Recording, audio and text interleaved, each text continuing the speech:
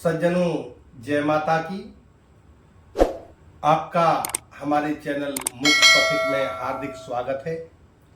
आज के सत्र में हम मां भगवती जो कि शक्ति का प्रतीक हैं, उनके शक्ति आराधन के 9 दिवस, जिनका प्रारंभ नवरात्रि के प्रथम दिवस शैलपुत्री माता के पूजन से होता है। प्रथम दिवस की शुरुआत घट स्थापना अथवा कलश स्थापना के द्वारा की जाती है। तो आइए हम आपको बताते हैं यह पूजन विधि किस प्रकार से है। सर्वप्रथम हमें एक शुद्ध स्थान का चयन अपने घर में करना है, जहां हम माता को 9 दिन के लिए स्थापित कर सके। स्थान को पवित्र करके गेहूं के आटा से, हल्दी से, कुमकुम से एक अष्टकमल दल चौकी के नीचे बनाना है, जैसा मैं इसके नीचे बना चुका हूं, जिसके ऊपर आपको माता की चौकी स्थापित करना है। इस चौकी के ऊपर आपको एक लाल अथवा पीला वस्त्र बिछाना है। ये मेरे पास स्वास्तिक बना हुआ वस्त्र था, जिसको मैंने इसके ऊपर बिछाया है।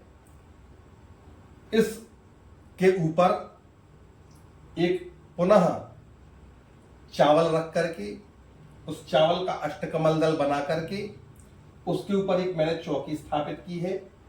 इस चौकी के ऊपर एक सुंदर वस्त्र मां के लिए बिछाया गया है, जिस पर मेरे पास मां की प्रतिमा थी। दुर्गा मां की प्रतिमा को मैंने स्थापना की है, यहां पे स्थापित कर दिया है। अब दुर्गा माता के दक्षिण दिशा में दाहिनी ओर हमें कलश स्थापना करनी है। हम अगर यह पूजन पूर्व दिशा में कर रहे हैं तो ये कलश स्थापना ईशान कोण में होगी। ये ईशान कोण कहलाएगा। और ये अखंड ज्योति का जो स्थान है, ये अग्नि कोण कहलाएगा, जो कि पूरब और दक्षिण का कोना होता है, अग्नि कोण। यहां हमको इस अखंड ज्योति की स्थापना करनी है। सन्मुखे सामने हमने गणेश जी को एक रकेबी में चावल भर करके गणेश जी महाराज की स्थापना की है और गौरी मैया की स्थापना यहां पे की है। अब हम आपको इस तरह इनको अपने अपने यथा स्थान पर स्थापित करने के बाद में आपको कलश स्थापना करनी है। अब कलश स्थापना के विषय में हम चर्चा करें कि कलश स्थापना करने की कोई विशेष विधि नहीं है। आप जितने भी धर्म ग्रंथ की पुस्तकों को उठाएंगे, नित्य कर्म पद्धति को लेंगे, पूजा कर्म पद्धति को लेंगे, जो भी आप किताब देखें, आप पाएंगे कि कलश स्थापना की सारी पुस्तकों में एक प्रकार की ही विधि लिखी हुई है। हां, कलश स्थापना की विधि में अगर आपको भिन्नता मिलेगी तो वो आपके सामग्री संग्रह के कारण मिलेगी, अन्यथा आपकी स्थापना के कम ज्ञान के कारण ये आपको स्थापना के कार्य में भिन्न भिन्न तरह की प्रतीत आचरण दिखाई देंगे। लेकिन कलश स्थापन का एक ही विधान है, जो आज हम यहां पर आपको बताने जा रहे हैं। आप इस विधान के द्वारा अगर कलश स्थापना करें तो आप शास्त्रीय विधि के अनुसार ही कलश स्थापना करेंगे। तो सर्वप्रथम हमें क्या करना है, एक ऐसी मैंने ये कांसे की थाली को लिया है। आप भी किसी भी प्रकार के बर्तन को, पात्र को ले सकते हैं। इस पात्र के नीचे चावल स्थापित करना है, चावल के ऊपर इस पात्र को रखना है, जिसमें हमें एक स्वास्तिक चिन्ह बना देना है, जैसा मैंने इस थाली में बनाया हुआ है। तत्पश्चात हम क्या करेंगे, इसमें गोबर और मिट्टी को मिला करके, गाय के गोबर के कंडे को हम तोड़ करके उसको मिट्टी में मिला लेना है और मिट्टी को भी कंकड़ रहित कर लेना है, उनको भुरभुरा बना करके, और हमें इस थाली में उस मिट्टी और गोबर की खाद को ऐसे भर देना है। भरते समय भी माता रानी अम्बा का ध्यान करते रहें। अम्बा माता के मंत्र, नवाण मंत्र ओम आय ह्रीम क्लीम चामुंडाय विच्चे, इस मंत्र का निरंतर जाप करते रहें। ऐसा करने से माता रानी आपके ऊपर प्रसन्न होंगी और आपको मनोवांछित वर प्रदान करेंगी। तत्पश्चात मिट्टी के ऊपर हमें ये जौ मैंने एक दिन पहले रात में ही कटोरी में फुला करके रख दिए थे। इन जौ को लेकर के धीरे धीरे सारी मिट्टी पर डाल देना है। जैसे ही हम इस मिट्टी में इन जौ को डालेंगे और इनका दूध एवं जल से सिंचन करेंगे, तो हम पाएंगे कि बहुत जल्दी ही ये बड़े होने लगे हैं। इस तरह हमको धान्य प्रक्षेप कर देना है, धान्य डाल देना है। पश्चात हमें कलश स्थापन करना है। ये कांसे का एक पात्र मैंने अपने पास में रखा था। इस पात्र को लेना है। इस पात्र को लेकर के बिल्कुल मध्य में इस मिट्टी के रख देना है। कलश स्थापन करने के बाद में आपको शुद्ध जल, जिसमें गंगा जल मिश्रित हो, गंगा जल मिला करके इस लोटे में क्रमशः भर देना है। जल से इसको, कलश को भर करके इस कलश में हमें चंदन का प्रक्षेप करना है। हम थोड़ा सा महाराजा चंदन मेरे पास रखा हुआ है। इस चंदन को लेकर के इसमें इस तरह डाल देंगे। चंदन को डालने के बाद में हमें सर्वौषधि का प्रयोग करना है।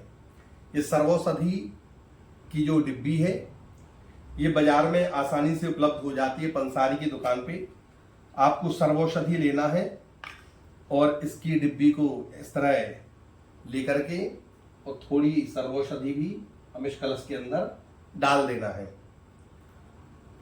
कलश में सर्वौषधि डालने के बाद में हमें दूर्वा का प्रयोग करना है। कलश में दूर्वा का प्रक्षेपण करेंगे।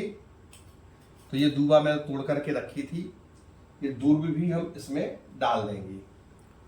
दूर्वा को डालने के बाद में हमें पवित्र अर्थात कुशा, ये कुशा का जो पवित्रक होता है, इसकी कुशा को थोड़ा सा निकाल करके, अभी पितृपक्ष में आपने कुशा का प्रयोग किया होगा, ऐसे ही कुशा को लेकर के इस कुशा को भी इस लोटे के अंदर डाल देना है। तत्पश्चात सप्तमृत्तिका, सप्तमृत्तिका क्या कहलाती है ये हम आपको डिस्क्रिप्शन में लिख देंगे। इस सप्तमृत्तिका को अगर आपको ढूंढना मुश्किल पड़े तो बाजार में इसकी भी ये इस तरह की सप्तमृत्तिका की डिब्बी आती है। इसको मैंने अभी खोला है और ये सप्तमृत्तिका को भी हमें थोड़ा सा इस कलश में डाल देना है।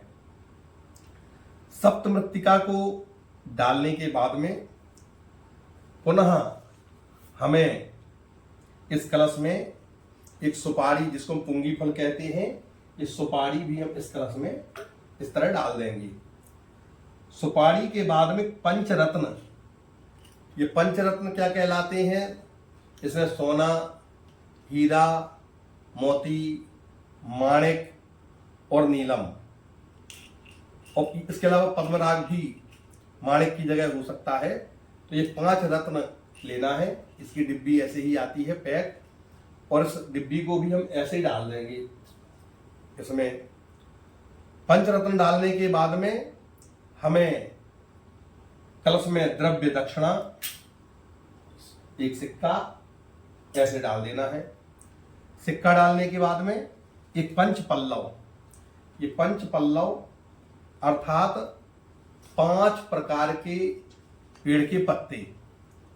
तो ये 5 प्रकार के पेड़ के पत्तों में एक आम का पत्ता होता है, एक बरगद का पत्ता होता है, एक पीपल का पत्ता होता है, एक कदम्ब का पत्ता होता है, और एक पाकड़ का पत्ता होता है। और कदम्ब की जगह गूलर का पत्ता भी लोग लगा देते हैं। इस तरह पंच पल्लव में हम जो भी उपलब्ध हो 5 प्रकार के पत्तों में से हम किसी भी वृक्ष के पत्ते को लगा सकते हैं। हमारे पास आम का आसानी से पत्ता उपलब्ध हो जाता है, तो हमने आम के इस घौर को यहां ला करके स्थापित कर दिया है। पश्चात पंच पल्लव स्थापित करने के बाद में इस कलश के ऊपर एक वस्त्र बिछाना है। तो हम इस कलश के ऊपर एक ऐसे वस्त्र को भी रख देंगे। वस्त्र रखने के बाद में इस कलश के ऊपर पूर्ण पात्र रखना चाहिए। तो हमने ये कांसे की एक हमारे पास प्लेट थी, जिसमें हमने ऊपर धान्य को भरा है। जौ हमने नीचे बोए हैं और जौ को ही हमने ऊपर रखा है। सज्जनों, जौ की जगह हम गेहूं अथवा चावल या कोई भी सप्त धान्य में से किसी एक धान्य का प्रयोग कर सकते हैं। तो मैंने जौ से भरा हुआ ये पूर्ण पात्र इस कलश के ऊपर स्थापित किया है। पश्चात इस कलश के ऊपर एक नारियल रखना है। अब ये नारियल, ये इसका आगे का भाग है, ये इसके पीछे का भाग है, और इस पर मैंने एक चुन्नी को माता की इसके ऊपर लपेट दिया है। इस तरह आपको एक चुन्नी लपेट करके इस कलश को, इसका जो अग्रिम भाग है, आगे का भाग है, इसको अपने मुंह की ओर करते हुए रखना है। लोग नारियल को ऐसा रखते हैं, जो तरीका मैंने कहीं नहीं पढ़ा है, ये गलत तरीका है। नारियल को हमेशा अपने ओर, यजमान की ओर, जो यजमान पूजा करने के लिए बैठता है उसके मुंह की ओर इसका मुंह होना चाहिए। ये नारियल रखने का विधान होता है। इस तरह पूर्ण पात्र और कलश के ऊपर नारियल स्थापित करके इस कलश में वरुण का ध्यान करके, इसको पुष्प लेकर के इसकी प्राण प्रतिष्ठा करके, और इसका स्थापन करने के बाद में इसमें हमें समस्त प्रकार के देवी देवताओं का, तीर्थों का, समुद्र का, नदियों का आवाहन करना है। आवाहन करने के बाद में पंचोपचार, षोडशोपचार विधि के द्वारा हमें इस कलश का पूजन करना है। सज्जनों, गणेश गौरी का पूजन बहुत विधान से हम करें।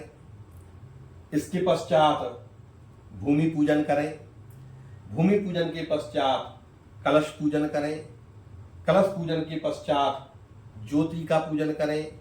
ज्योति का पूजन करने के पश्चात हम चाहें तो नवग्रह जी भी बना सकते हैं, और नवग्रह बना करके उनको इस कलश के दक्षिण दिशा में स्थापित करें।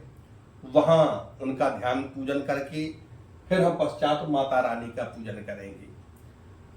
आप इस चौकी को इस तरह लगाएं कि आपका मुंह या तो पूर्व दिशा में हो या फिर आपका मुंह उत्तर दिशा में हो। आप पूर्व दिशा में प्रयास करें कि आप पूर्व दिशा में बैठ करके ही, मुंह करके ही भगवान का पूजन करें। माता रानी का पूजन बड़ा सरल है। माँ बहुत सौम्य है, बहुत ही जल्दी अपने भक्तों पर प्रसन्न होने वाली हैं। माता रानी का पूजन करने के लिए हम अर्घपाद्य, आचमन इत्यादि करा करके संपूर्ण 16 श्रृंगार की सामग्री को, जिसको हम षोडशोपचार पूजन कहते हैं, तो माता रानी के 16 श्रृंगार की समस्त सामग्री को एकत्रित करके माता रानी के सामने उसको रखें, उनको समर्पित करें, प्रेम भक्ति से उनका पूजन करें, सपत्नीक करें, सपरिवार करें, अपनी परिवार को भी साथ में बैठा लें। अपनी अगर आप शादीशुदा हैं तो अपनी पत्नी को अवश्य अपनी दक्षिण दिशा में बैठाल करके पूजन करें, और स्त्रियां भी अपने अकेले बैठ करके कभी पूजन न करें। स्त्रियों को चाहिए कि हमेशा अपने पति को अपने साथ बैठाल करके पूजन करें, और यदि वो पूजन नहीं करते हैं तो एक ग्रंथि बंधन जिसको हम गठजोड़ा कहते हैं उसको बनाएं। पति का एक वस्त्र लेकर के, अंग वस्त्र लेकर के उसको अपनी चुन्नी से बांध करके उसको अपने गले में डाल लें और पति से आज्ञा ले लें कि हे स्वामी, हम माता भगवती का पूजन करने जा रहे हैं, आप हमें अनुमति प्रदान कीजिए। यदि आपकी इच्छा हो तो आप भी हमारे साथ पूजन के लिए बैठ सकते हैं। यदि वो व्यस्त हो तो हे माता, आप लोग स्वयं बैठ करके माँ भगवती का पूजन आराधन कर सकती हैं। इस तरह माँ भगवती की आप लोग पूजा करेंगे तो माता रानी अवश्य आपके ऊपर प्रसन्न होंगी। भगवती आराधन का ये बहुत ही सुखद सुंदर पर्व है जो कि शरद ऋतु से प्रारंभ होता है, इसीलिए इसको शारदीय नवरात्रा कहते हैं। और शारदीय नवरात्रा में हम प्रतिदिन प्रयास करें कि माता का नवार्ण मंत्र ओम ऐं ह्रीं क्लीं चामुंडाई विच्चै, इस मंत्र से हम प्रतिदिन कम से कम 11 आहुति माता भगवती को प्रदान करें। अगर हम इस तरह हवन करेंगे तो माता और भी सौम्य हमारे ऊपर हो जाएंगी। माता के स्तोत्र का पाठ करें, 108 माँ भगवती दुर्गा के नामों का उच्चारण माँ के सामने करें। यथासंभव दुर्गा सप्तशती का पाठ माता को प्रतिदिन सुनाएं। अगर आपसे संस्कृत में नहीं बनता है तो कवच, कीलक, अर्गला स्तोत्र, नवार्ण मंत्र इत्यादि सारी चीजें आप हिंदी में ही पढ़ सकते हैं, माता को सुना सकते हैं।